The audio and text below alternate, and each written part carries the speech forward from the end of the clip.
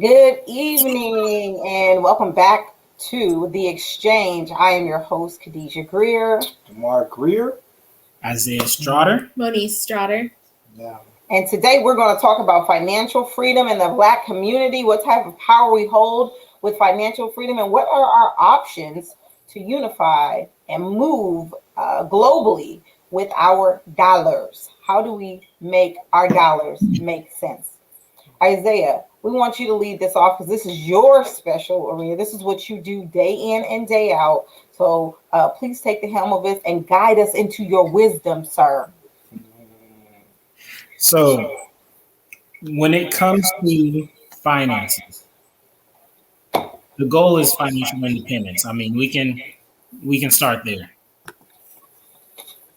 Okay. What we want to look at as a community, really, and people overall, you want to navigate your way to financial independence. You don't want to continue to rely on other people or a job the rest of your life. And I'm not talking about, a pyramid scheme. Let's try to all make money together. Let's try to build up this and that. Nah, let's talk about true financial independence, which means you moving away from relying on what everyone else relies on and more of relying on yourself. And that comes from investing into certain things, investing into yourself as well to grow your wealth. Okay. I like how that's sounding so far. And when you say yourself, of course, no man is an island unto himself, right? So even when we have our own financial freedom individually and collectively as a community, we're still going to have some type of exchange that we have to do. What are these exchanges? What are these options that we have to increase to go from paycheck to paycheck to now building wealth? Well, first, before I just want to clear up when I say investing into yourself, I don't just mean because you're doing everything by yourself. When I say invest into yourself, that's your most important investment because that's your knowledge. That's when I say invest into yourself. If you want to learn how to sell real estate, if you want to learn how to invest into real estate, or if you just want to have financial literacy, period, even just buying a book, that's simply investing into yourself. So that's very important. But to answer your question, some ways that we can turn our everyday dollars into wealth, it really starts with having delayed gratification, in all honesty. I like that. Having delayed gratification. That's what's going to keep you, or no, I should say that's what's going to help you to keep money in your account. All right. That says, I forgot who's the first person who said it, but multiple financial advisors have said it. It doesn't matter how much money you make. What matters is how much money you keep. Okay. One can make $1 million a year, but I mean, $1 million a year, we break that down monthly. That's about $88,000 a month. If you have $88,000 a month in bills, then you're not a millionaire. Right. It's You true. easily make that money, but if you're not keeping it, if it's not in your savings account, or if you don't have that in assets, then your net worth is still under $1 million a year. Okay. So different ways people can grow their finances. That's the first one, is delayed gratification. Once you have that and you really start building a savings, and it's encouraged before you start investing to save a cash reserve, which a cash reserve is your expenses. So all of your bills, basically your living costs, what it costs for groceries, food, gas, all of that. You want to save up anywhere from 3 to 6 months for that before you really start investing. Okay. So you want to save up that kind of money before you start investing. You mentioned delayed gratification. Does that mean we can't buy nothing? Like I can't go to Starbucks? Is that what you're saying? No. It doesn't mean that at all. My philosophy is always still enjoy life. Period. Okay.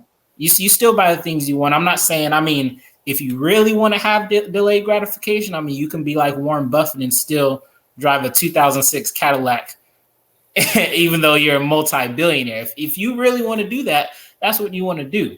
But if you want to continue to live your life, the main thing is just keeping your bills underneath the amount of money that you make. So what are we looking at as far as percentage wise as income and outgo for my bills? Like what do you think would be a comfortable ratio for my outgo versus my income? A comfortable ratio, I would say starting out, save. It's easier for me to say what percentage to save. Save about 25%. Okay.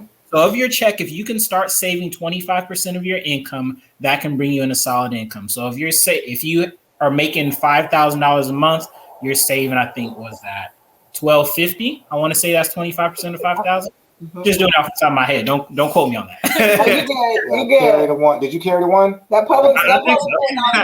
I'm gonna just pull a number out, so don't ask me. I don't know. Yeah, that's right though. That's right. $1,250. Okay. So what if I only make $1,250 a month? So let's talk to the people who don't make 5,000. Let's talk to the single mother or the single man who is making barely minimum wage, is being taxed at the highest tax bracket, because we know the less amount of money you make, you're going to pay more of your income in taxes. Yes. So until you get over a certain threshold. So talk to me about how I'm only making $1,250 a month.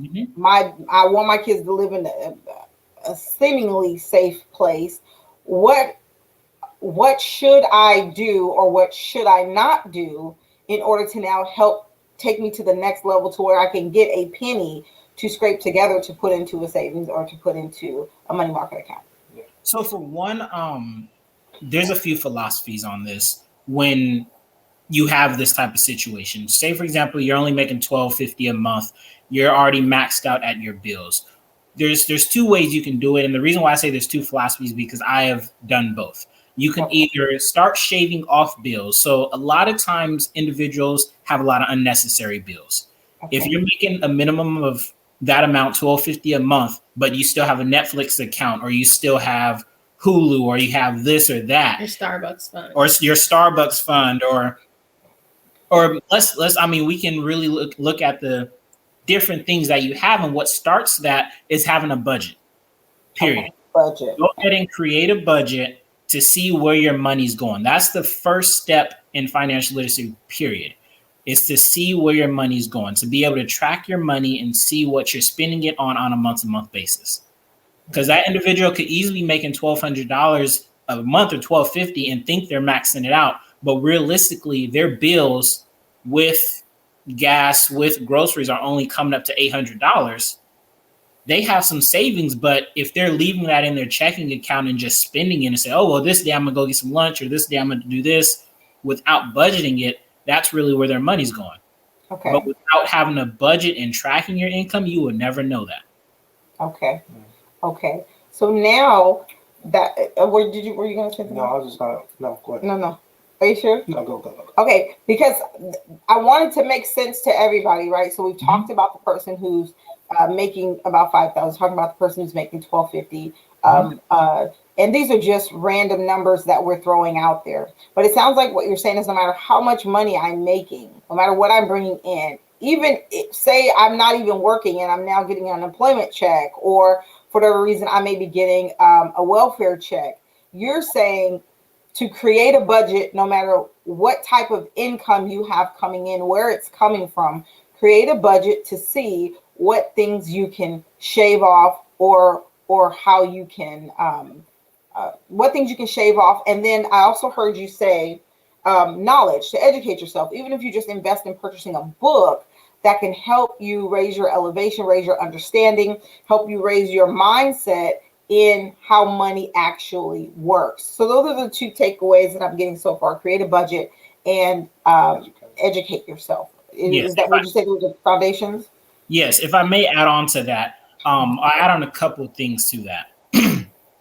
So the second side of that, and the reason why there's a very well-known author, Robert Kiyosaki, and how he looks at it is that instead of lowering your bills, just bring in more income. And a lot of people, they'll say, oh, well, how do I do that? There's multiple ways, mostly in society now, going through this pandemic, where you can bring some extra income. You can DoorDash, you can Instacart, you can Uber Eats, you can work a few more hours at your job if your job does overtime. There's multiple things you can do to bring in more income. Okay. And then on top of that, when we bring in the disability, yes, that's completely correct. I mean, not disability, the unemployment. Yes, that's completely correct. Budget everything. That's the first step in getting to financial freedom, really. And financial freedom doesn't always have to be, oh, well, I'm free, I never have to work. That's financial independence. What financial freedom would be is clearing yourself away from a job. So once my side hustle or my business on the side brings in enough income to cover my bills, then I'll be financially free. Now, financial independence on the other side is once you have enough passive income covering all of your expenses, then you'll be financially independent. Okay. So that's a good financial freedom versus financial independence. I like that. Yes. Okay, I like that. I never heard that put like that. Mm-hmm. So with our budgeting, with our knowledge, and with our financial freedom, that's where we can take, no matter where we are in life, no matter how much money we have coming in, there is something else that we can do, something else that can be done. So we talked about the individual. Let's look at how we can pull our resources. How can we pull our monies together in order to have my overflow address your lack? Or what are some of the things that you would say, if you were in a situation, what would you first sacrifice? And give me a list of 3 things that you would sacrifice if you were not financially free or financially independent, or even making enough money to make ends meet. What are some of the things that you would do to pull back from your spending habits? What are the things that you would do? Amazing question. And I would honestly, I'm a very transparent person. So I would say our own experience, as we've talked about the weeks prior, my wife is now pregnant. Right now, she's on leave time. So she's now bringing in that disability check. What I did when we first found out she was pregnant, I don't budget shoes. So let me just put it that way. That's one thing I don't budget. Shoes or purses. If we have a good amount of savings or some money set aside and we're like, hey, let's treat ourselves, we do that. Right. But one thing I do when I see a big expense coming up, and I did the same thing for when we purchased our house, I cut off shoes. I stopped buying shoes. Okay. Because you're walking around barefoot, basically. No. He has plenty enough to where he can never go barefoot. He'll be okay. I have enough shoes. But that was a regular expense for me. When a nice pair of shoes came out, I'd purchase it. That can easily be $200 to $300 a couple times a month. Mm-hmm. So instead of doing that, I automatically cut off shoes. Okay. So I said, okay, that's an unnecessary expense that I don't need to be pulling from our savings. And from there, I looked at the situation and said, okay, with her getting disability, she may not be getting a full check. So what can I do beforehand to replace that amount of the check? If she wants to take 3 months off, 6 months off, or 9 months, what can I do? I immediately started door dashing. I said, okay, let me try to bring in some extra money, even though our jobs already cover our bills. Okay. Let me try to bring in some extra money to put into the savings, to not touch whatsoever, to put into the savings so that when that time comes, when her check is a little bit lower, we're able to now pull it from that surplus savings that we have so that our bills are continuing to be covered by quote unquote our jobs or the disability check that's coming in. One thing that I think was like even more helpful is that he broke it into 2 savings. So we had our regular savings, which we could use for like in emergency things. And then our second savings, which was specifically for once I went on leave and to cover our expenses from there, so that we weren't sacrificing our emergency funds, our necessary funds, or things come up, life happens. So one example is our heater went out. So instead of having to take that from the money that we had just saved to cover us for leave, we had still the savings to use towards that emergency fund. Mm-hmm. So I think that was also a very good thing to set up. Also. And to touch on that, to bring it down to the basis of regular individuals who may not think about having 2 savings, because that's a little bit further in the process. Once you're going on this financial journey and you have a budget, now you're able to put a little bit in savings, you want to build that emergency savings first, which is usually about $2,000 to $3,000. Okay. And that's strictly for if your car breaks down, if I mean, say for example, a heater is a little bit more than that, depending on the type of house and heater you have. Right. $3,000, but things like that. If a water heater goes out, those are things that you want to have an emergency savings for. Or even if it's summertime and your SMUD or PG&E bill goes way higher than it usually is because you ran the AC or you ran the heater for longer, you can then pull from that emergency fund. Jesus. Okay. You know what I like? Someone just posted and she said, "This is very good information. I am taking notes." Right. And we are too. So I am taking notes. But you know what? When we started to try to auto-correct some of our bad habits, I think what was extremely important is that we started to write things down. And you had mentioned it earlier, and this is just a side note. You mentioned it earlier about planning, the power in preparation, right? Yes. But also the power in organizing your thoughts, right? Because if it's just in the air and it's just an idea, things never happen, you know. So the budgets, however you do it, whether it be a spreadsheet, some type of budget application, we got iPhone, we got all kind of things that we can utilize right now. Absolutely. But a lot of times when you can find a broke person if you don't have a budget and you don't have anything written down, you normally will find a check person unless they just unless they have financial freedom, independence. Well, even then, you don't find that they've had something set up, right? You know, there was plans, there was preparation in order to even get to that. I mean, let's say trust fund babies. That's about a good idea. I mean, at the same time, I always want to remind people, because as you're raising yourself in the knowledge of finances, you'll start to find more and more people. So I'm really saying this for the audience just to reassure you. You can look at your doctors, your lawyers, who may look like they're doing good, but I don't automatically think that they have all this money in the savings. You can Google them. I mean, not Google them. You can Google the statistics of the US, and only about 40%, 40% of Americans have $1,000 in their savings. Yeah. That's not a lot. Not a lot whatsoever. Folks, is one check up under the bridge. And that's what reminds me, that goes back to what we've been told all our life, work hard and save, and then you can do this, that, and the other. But that's not always the case. It really is, like, you take it back to the top, delayed gratification. Like, you may work hard, but if you're spending more money, you can't make your money make money for you. I heard a brother say the other day that he looks at his money like it's his employees. He makes his dollars work for him. So he said, if you put $6,000 into a child's IRA, Roth Ira, you put it into a Roth Ira, that $6,000 into a Roth IRA for a child, by the time they retire, they'll have over $1 million. So they're working on their own portfolio over their life, but a parent with just $6,000 can now leave their child in the long run more financially stable than if not. And $6,000, although may sound like a lot to some people, it's not a lot in the grand scheme of money. And also, when it comes to, we can break it down to even layman terms. With those Roth IRAs, a lot of people, not even just with Roth IRAs, with investing period, a lot of individuals think that you have to have this huge amount of money to invest. No, there's multiple ways you can invest.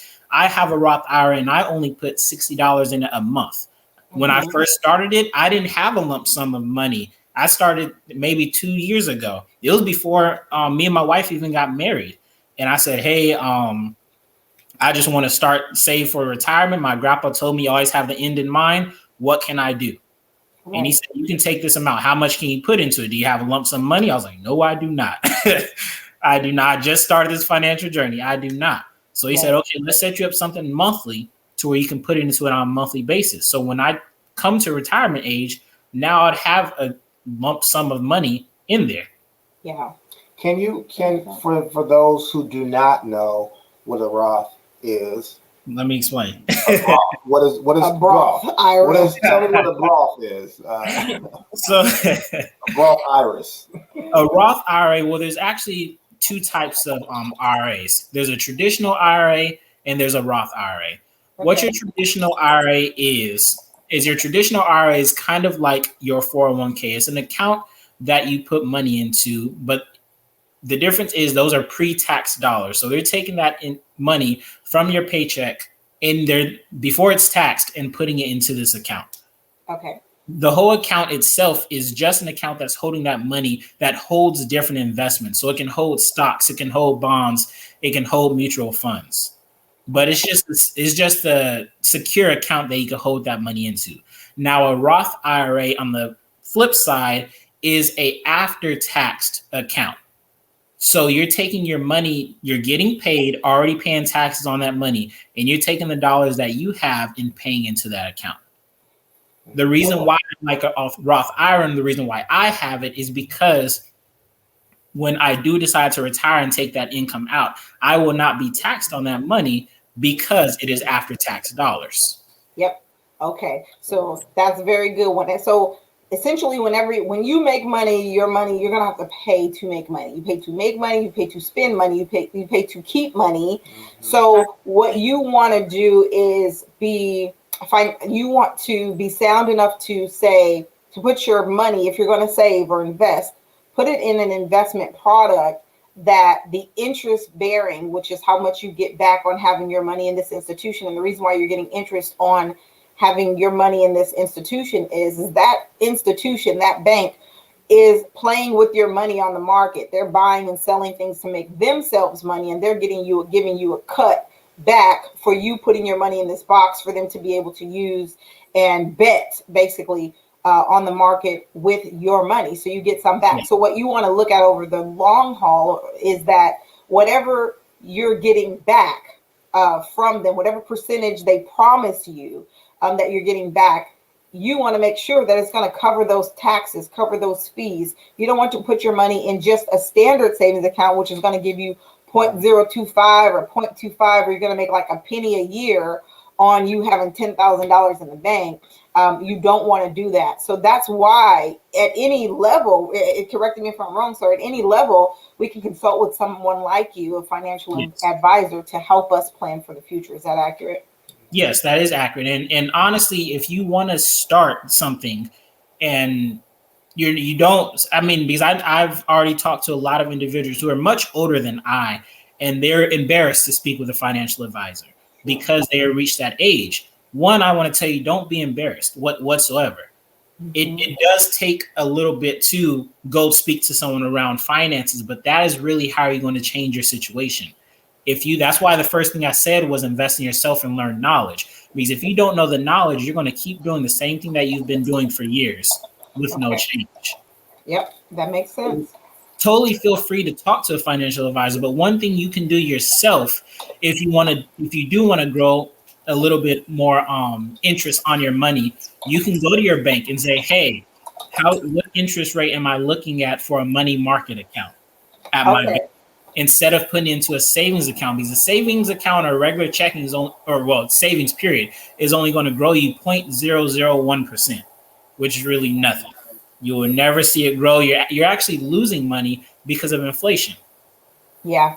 So if you ask them, I mean, it's a very simple step. It's something that they can add on within a day. Say, hey, I want to add on a money market account. You can look up and compare the banks that offer that and see what percentage that money market account is growing at. So instead of a penny a year, now on a monthly basis, you're ranking in 67 cents, 60. So what is a money market account? This is for the lane. Yeah. What is money market? That's when you go give your money $200, or they give you $250, and you promise to pay them back. No. Okay, talk to me then. What's a money market account? A money market account is just a high interest yield savings account. Okay. That's all it is. And you can do it with your regular bank. Right. It's nothing you need to discuss with a financial advisor. Instead of tossing your money into the savings, you can then start putting the money you're saving on a monthly basis into a money market account, which is going to grow at a higher interest.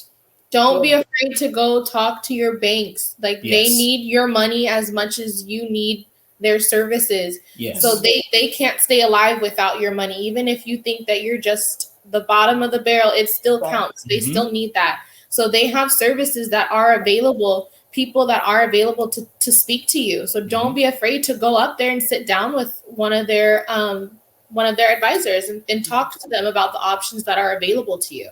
Yes, because a money market account is truly an option that is available that I only learned about last year. And I've been on this financial journey. I'll say we've been together for 4.5 years, about 3 years now. Because the first year we was together, we spent a whole lot of money. If I'm gonna be completely honest with you, we was in that honeymoon. I mean, not honeymoon phase. We weren't married yet. Cupcake. That cupcake phase, and we were working 3 jobs. Oh yeah. A lot of times, people who's working 3 jobs, they usually don't make more than the person working 1 job because they don't know how to manage their money. I still kind of knew how to manage my money, but I knew how to spend it as well. Right. Okay. All right. Way too much money. Way too much money. Way. Very. I hear you. Reckless. High rewards. When I was young, I spent a lot of money too. I'll say that, which is why I'm in my second career, because my first one as a cosmetologist. You get that cash in hand, and it's like, let's go to Cancun this weekend. I mean, it was just really like crazy stuff. I pack up the kids. They're like, where are we going? We're going to Disneyland. Well, what should we bring? Nothing. We're just gonna buy everything when we get there. It was just like crazy, radical, just ridiculous stuff. Huh? Where was I? You were with your mother at Disney World, so there's that. Okay. Okay, right. All right. So yeah, that makes sense about making that wherever you are holding on to your money. Let's talk about a CD, because that usually has a little higher yield, but there are some restrictions with the CD. But it usually has a higher yield than a money market. Let's talk about a CD real quick. Yeah, so the CD is rather similar. It's a high yield savings account. The main difference, depending on the bank, the main difference is, one, you're going to yield more interest, but they want to keep your money for a certain amount of time. So say, for example, and sometimes they usually have a minimum restriction as well. With a money market account, you can start with, a few dollars in all honesty, $100, $200. Some CDs will say, okay, well, we need $5,000 because that's when it's really profitable for the bank. So what they do, they'll take that $5,000. They want you to hold it anywhere from, they usually, depending on the bank, they have set amount of time when you can't touch your money. So 3 months, 6 months, a year. During that time, you're not touching your money. Your money's continuing to grow, and then you'll get the money back with the interest that you grew in it. Okay, very good. So there's a time clock on that one, right? It's like put that money in a vault, shut it, and then there's a time release in 6 months. Now you can take it out prior to that, but it will be a high penalty on that. So basically, if you go against those restrictions, there will be an early cash out penalty. So I have a question. So this kind of sounds familiar as far as like the penalties, and you ever had the 401k plan, right? So these are offered, whether you have a state job or regular jobs or whatnot, they give you these 401k plans. But I was told, that these are probably not the best thing to use for retirement to put your money into, right? Maybe look at something else. Why is that so? And what other options should I be looking at as far as saving or stacking my money for my retirement? So when it comes to 401k, I'm not one of those people who's going to automatically hate on a 401k. Even though I discourage against it, I'm not going to be one that automatically hates, because it's something that a job automatically offers. So if it's something that you can blindly invest into and not think about and still set something up for retirement, hey, go ahead. If you don't want to learn anything else, if you don't want to educate yourself no more financially, but at least you have a 401k, go ahead and do that. Right. At least you're still building for your retirement. Something to cover you. Exactly. And that's the most important thing. At least you have some type of nest egg saved.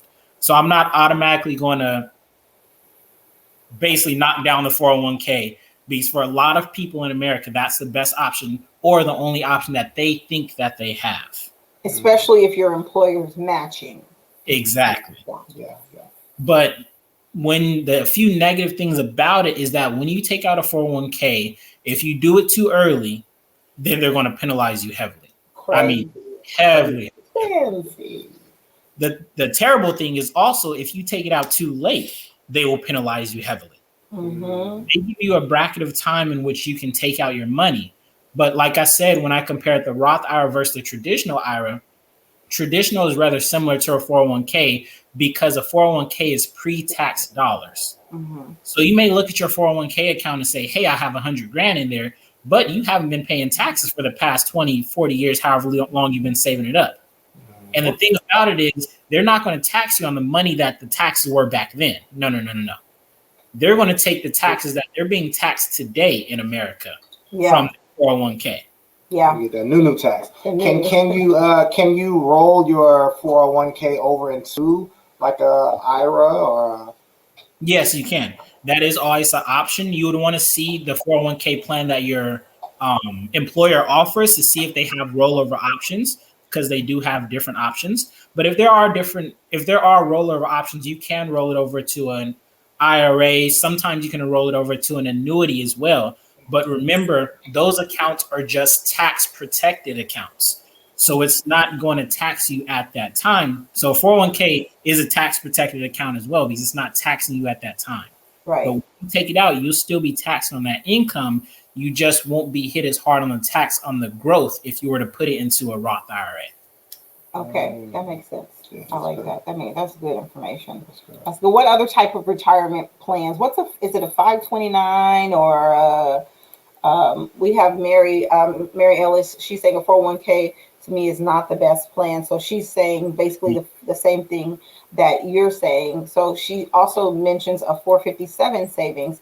Is that what I'm talking about? 457 or 529 or 592 or something like that? I know it's some numbers. Yeah. Okay, it's through anybody. Okay, go ahead. Share with us about this. What are these numbers Miss Mary is throwing out to us?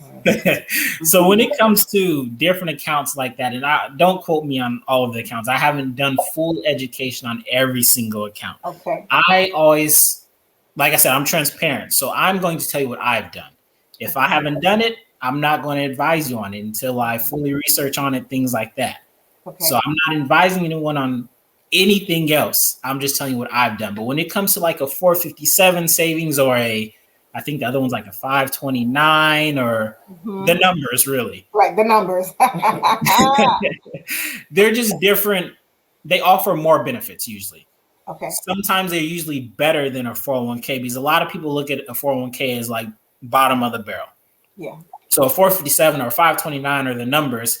They would offer more. So it could be more interest, more of a tax protected, or they will give you more time to take out the money instead of like 401k. You literally just have a bracket of time. Yeah. They can say, okay, well, you can pull this for more years than you can compared to the 401k. When it comes to accounts like that, it's just different benefits, really. Yeah. Okay, so what I've noticed also from the numbers accounts is that you have more freedom and liberty to where your money is invested. It's not like a lot of 401ks or pensions are blind trusts. So you put your money somewhere and then they gamble your money where they want to gamble your money at. But I do feel a lot more freedom with my numbers investment account, because I can go in and say, invest in this company. I want a small cap, a large cap, a mid cap investment. Like these are the things that I like to.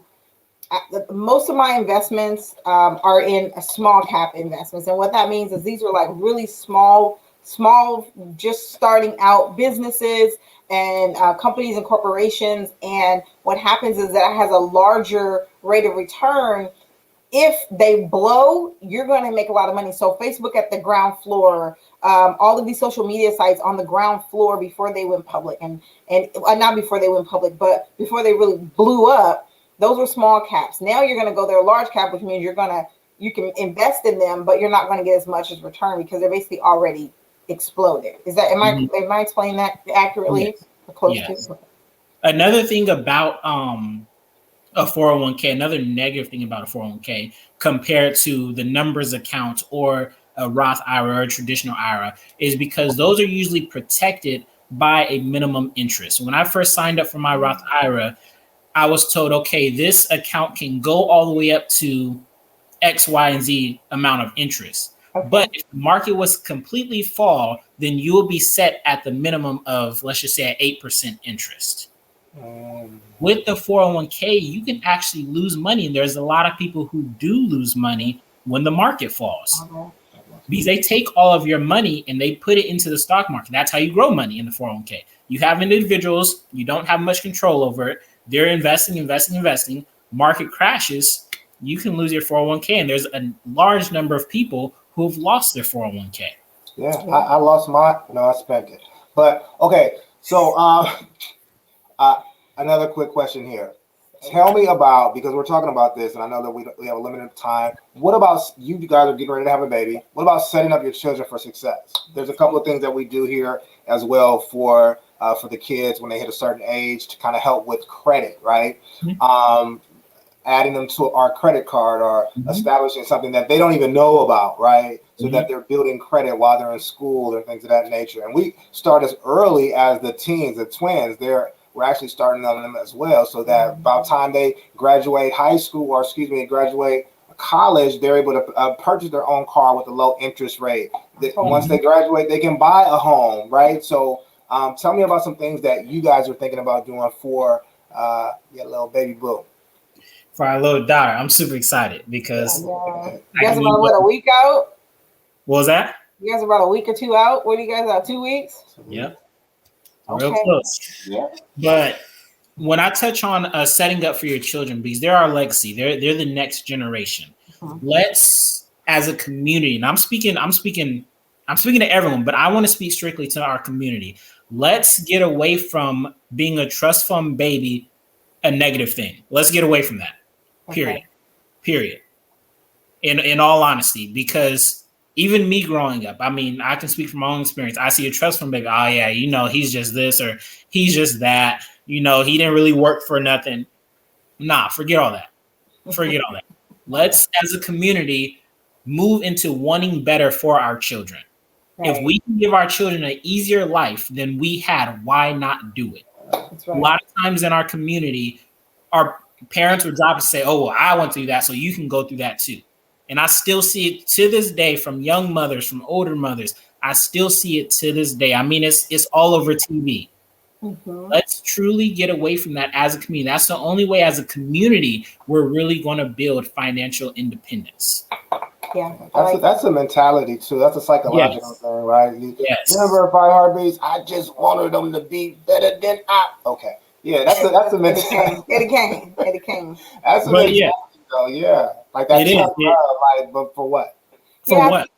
I think the financial aspect of it is you want to give them knowledge more than money. You know what I mean? Mm-hmm. So should a kid, even a trust fund baby, spend their time in doing something that would build themselves? Sure. Yeah, you can get a job. Absolutely. Why not?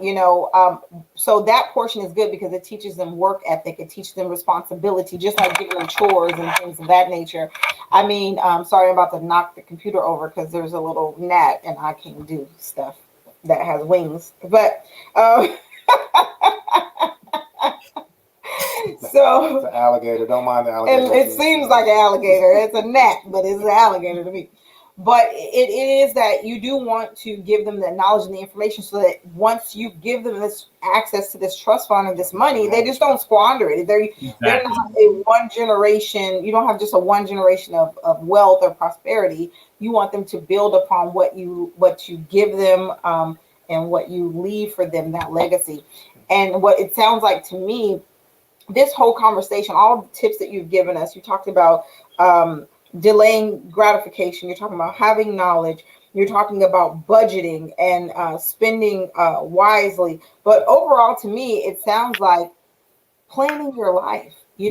We've talked about writing it down and making it plain. I'm sure as young girls, I don't remember doing this, but a lot of women talk about it, how they planned how they wanted their wedding and their dress and Prince Charming and all those other things. They plan those things, but we really don't plan for financial freedom or even financial independence. We don't plan for those things, but it sounds like you guys have done pretty well at planning. And part of that is just making good decisions that you don't even think are connected to your finances, including good relationship decisions, right? You want to choose somebody who is like-minded in relationships as far as finances go, right? You want to make sure that part of the delayed gratification may be delaying sexual gratification also, so you don't have children until you're ready, right? So when you talk about delayed gratification and we talk about planning, it's not just things that are directly connected to your finances, but everything in your life can affect your finances directly, right? It's the life change period. I always tell individuals, I say, if you want to make some huge change somewhere else. Fine, then make change at your finances first, because it's something you deal with on a daily basis. This nation is completely all about money, but nobody wants to learn more about it. Why not educate ourselves on how to use what we go to work every single day for 40 hours a week, or what we're stressing about, or what marriages have gotten broken up because of?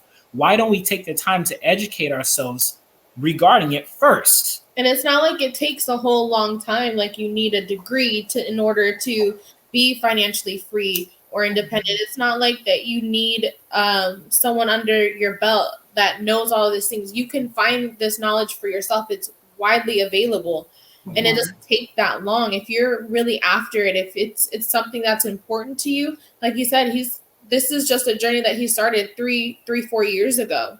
That's not a long time for when you think about the benefits that come years later on that.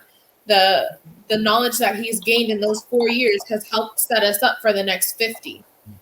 Okay, that makes sense. It doesn't take that much. It's a complete mindset that you need to change from what we've already been taught and ingrained for so long. It's a flip of the switch, really. Okay, I need to change these little things. Even though it is a flip of the switch, things can change gradually over time. Even if you just say, you know what, I'm going to put $20 in this savings account, no matter what. Yeah.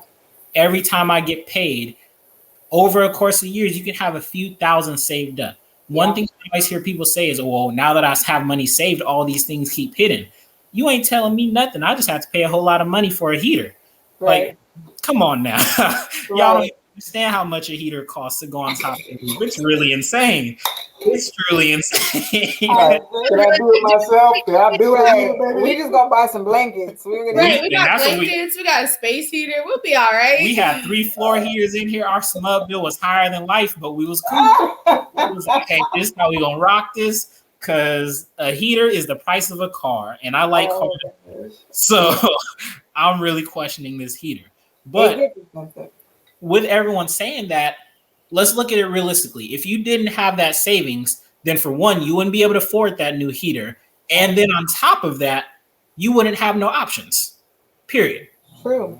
So why not take a little bit of time to set aside some money to do the things that you need to do to create some options for yourself? And that's all financial freedom is. I don't do this for the money, for the fame, whatever anyone else wants to say. I do it so that I can live my life on my own terms. All right. I really like that, because normally when you have lack of options and you have to go to a specific place, they beat you over the head. Exactly. And now you are paying for more. Why? Because again, there was no planning, there was no preparation, there was no saving, right? Yeah. And with that being said, it only takes small education. Like my wife was saying, she saw this change over the course of the 4 years. When we got together, like I said, I was spending money outrageously. I was working 3 jobs, going to school full time. I was good. I was completely fine. But then I got handed a book. Well, no, I actually bought this book called The Compound Effect by I want to say Dale Carnegie. I may be wrong, but it's Compound Effect, and it talks about tracking your income. Because one month, I literally sat down and said, "Okay, this is how much I make." I was getting paid on a weekly basis. This is how much I make this week, and I can barely pay my car note. Right.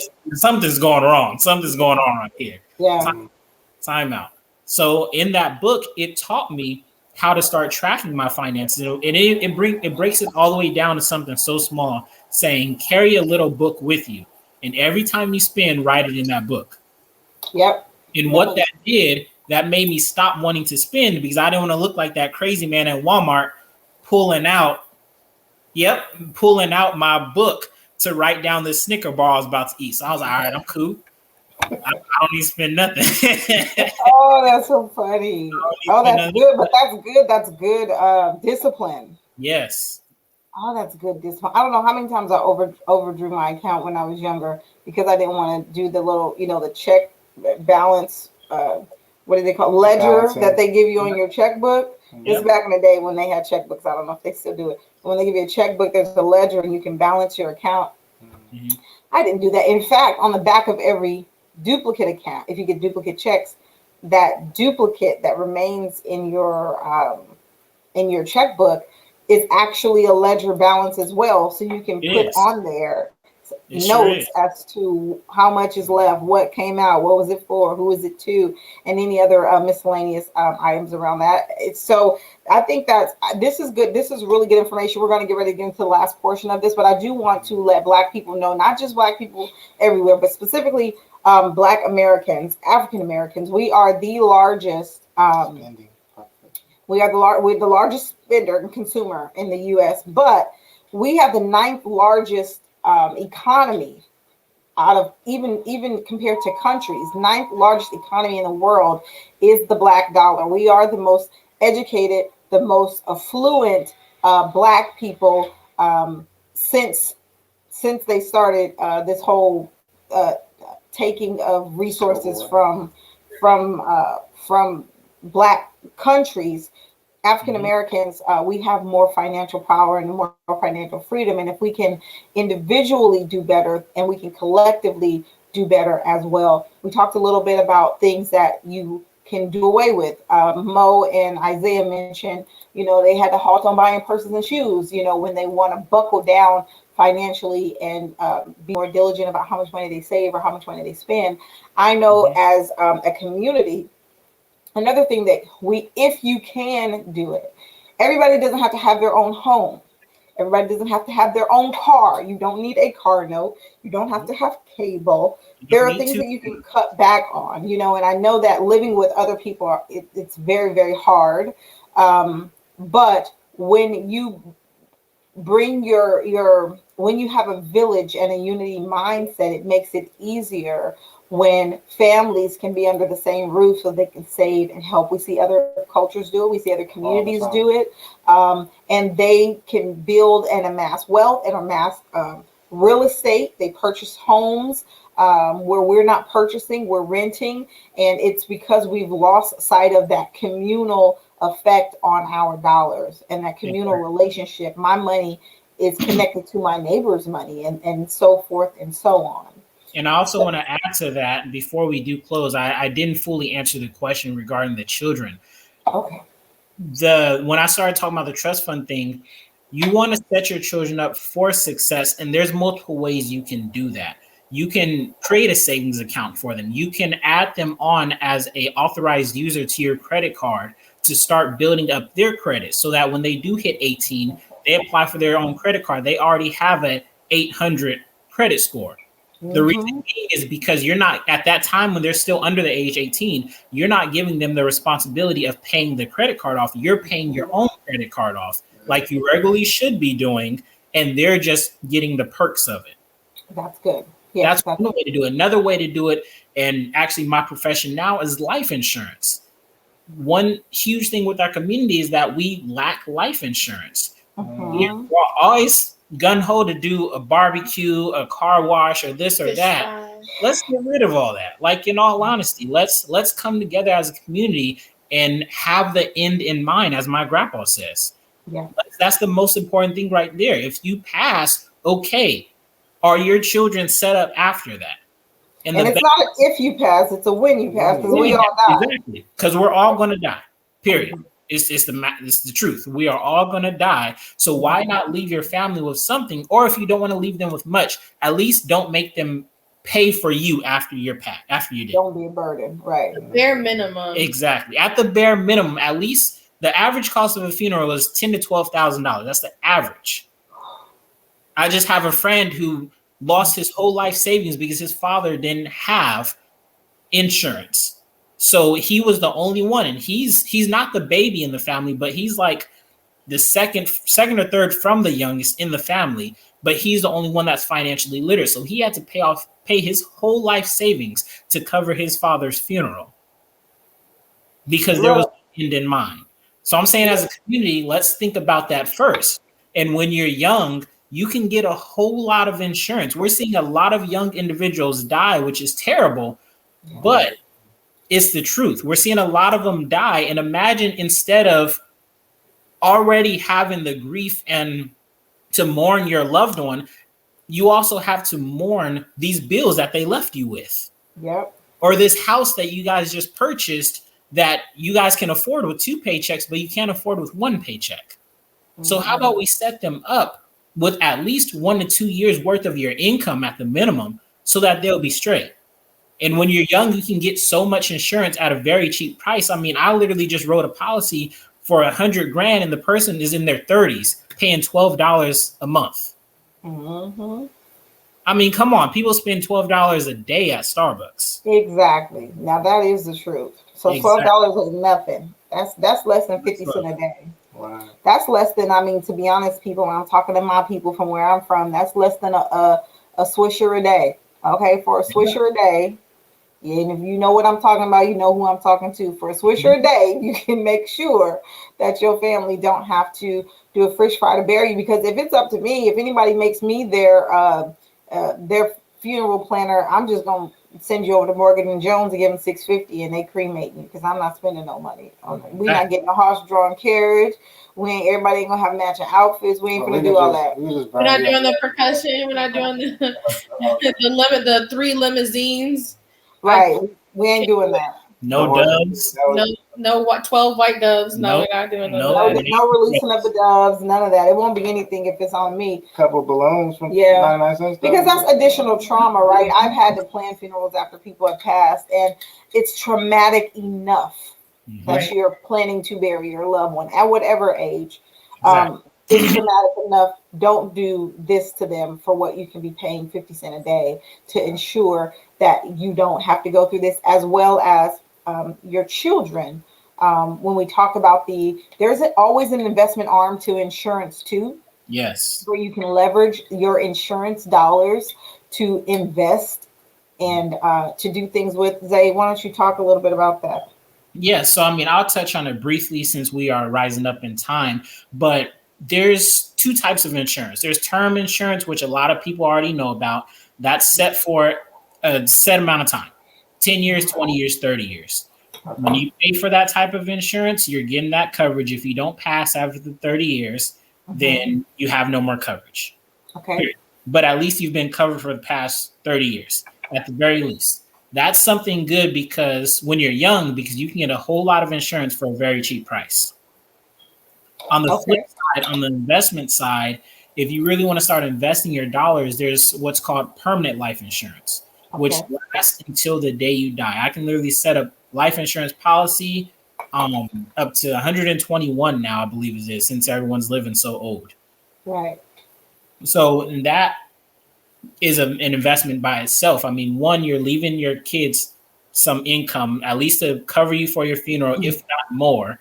Right. And then on top of that, depending on the life insurance policy you have, you can be investing into sorry, I just lost my train of thought. But you can be investing into a cash reserve inside the insurance policy that will then grow depending on the type of insurance or depending on the type of policy you get. It can be a fixed, predetermined interest rate that your money's growing at, or it could be growing off the market or off the index. Yeah. Yeah, universal index. Yeah. Yep. Okay, that's good. So these are all different kind of plans that Isaiah has a great wealth of knowledge on. And I mean, he really wants to get this information to you guys. So we're going to give you his information. Please, please, please. It does not cost anything to consult. It is free consultation. The only thing in America you get for free. Only thing in America you get for free. That's true, right? So by all means, connect with Zay. Can you put his information up there? Oh, look at us. We out here spiffy. Oh, we're professional, fancy or whatever. So here's his information here. Make sure that you reach out to him, contact him. And for those of you who may be listening and not have a visual, you can reach him at phone at 916-221-1038. That's 916-221-1038. That's Isaiah Strouder. You can also email him at Isaiah, common spelling, ISAIAH, at Holmes Financial, Holmes Fin, HOLMESFIN All right. So make sure that you reach out to the brother. He has some information he wants to get to you so that your family don't have to do a fish fry and a cookout. And some of y'all may be the best cook, and if you leave it to somebody else to do fish fry and a cookout, we may not raise no money because the food ain't gonna be good. All right, so don't do that to your people. Don't do it. Potato salad. Okay. From Winco. From Winco, right? They make sure you leave your information in the comments as well, so that they can look it up later. We really appreciate all of this information. We know it was a brief overview. This is not going to. This is just a start. So we've started you. You go ahead and continue. Contact Isaiah. Contact your local bank. Contact whoever you feel comfortable contacting. But we want to get you this information. It's going to help you, and it's going to help your future generations. Yes, and first educate yourself. At the end of the day, always be ready to learn. I mean, I used to hear saying when I was younger, my dad told me he said, "You're learning every day. Why not put value to what you're learning? If you walk out in front of a bus and get hit, what did you just learn? You learned not to walk out in front of a bus. So you might learn what Jesus looked like. You probably will. Let me know." That's what I was thinking. I was like, I don't think that was the analogy. at the same time, to take it in lame terms, if you're in debt every month, or if you're living paycheck to paycheck, you've already learned how to live in debt. You learn how to live in paycheck to paycheck. Why not learn how to not do that? I like it. Yeah. I like it. So this is really good. This was dope. Major takeaway for me is invest in the most important thing, which is yourself, right? Yeah. Educate yourself and plan. If you don't plan to, if you fail to plan, then you don't. Then you plan to fail. Yes. Yes. Right? So all my folks that are still got that shoebox money and they put in the shoe. Come on, let's make that money work for us. That's right. I'm gonna go get mine out from under the bed right after this. We don't have no shoebox money, y'all. Don't be telling the internet. Don't come over here. Don't tell the internet you got a shoebox. Find something else other than money. Okay? Well, there's a few things up under the mattress. Okay, in fact, but no. Okay. But yes, thank you very much, Zay. We will be back next week with another hot topic. So please go to Katie Greer on YouTube. Subscribe. Like the page as well. We also have a clothing line as well. Both of us, actually, we have a clothing line. This is Blessed Success here. Yes. And then we have Katie Greer. These are a couple of our shirts right here that we are rocking. I am a revolutionary. Let me see that design really quick. Your Blessed Success. Let me see. Blessed Success. Yeah, this is Blessed Success as well. I can't go that far. Yeah, her back. She's going to roll out the door. Okay. So Blessed Success, Katie Greer, .myshopify.com, Katie Greer, .myshopify.com. Check us out. We thank you for joining us here on Katie Greer on Facebook, and as well as tuning in at Katie Greer Studios on YouTube. Until next time, we love you. Peace. Peace.